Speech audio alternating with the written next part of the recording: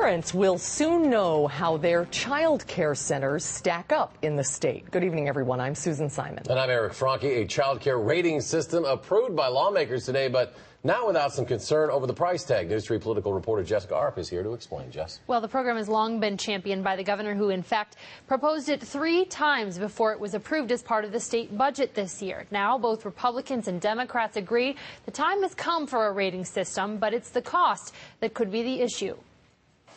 As children play on a warm summer day at Kids Express Learning Center, parents can rest assured their children are in good hands.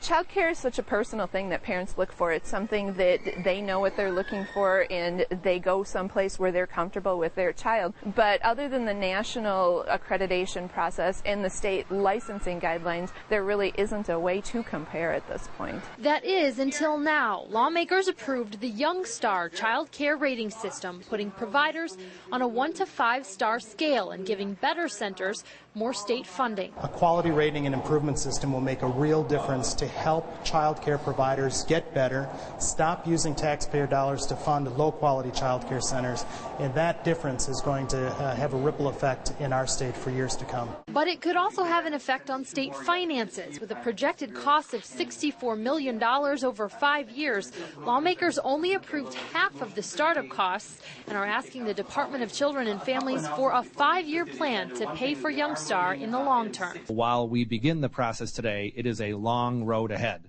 as to when we get the final project in place and whether or not Wisconsin can afford the tiered reimbursement system that was originally proposed by the department. What we're presenting is going to be data-driven, it's budget-conscious, and it increases access to quality care. Providers say the system will only help them reassure parents even more. It would be good to have a uniform system that would help to rate everyone the same way, because we don't currently have that. The Secretary of DCF says he's confident that the savings they're finding through fraud investigations into the Wisconsin Shares program will produce enough money to fully fund the program in the long term. So what happens now that this aspect at least is approved? Well, Secretary Bika says that data collection will now start on some 40 criteria within weeks, leading to the rating system being implemented January 1st of 2011. DCF will then have to check in with the Joint Finance Committee, though, in December with a 5-year plan and the new projected cost of the program after they've collected this data. Jessica Arp reporting tonight. Jess, thanks.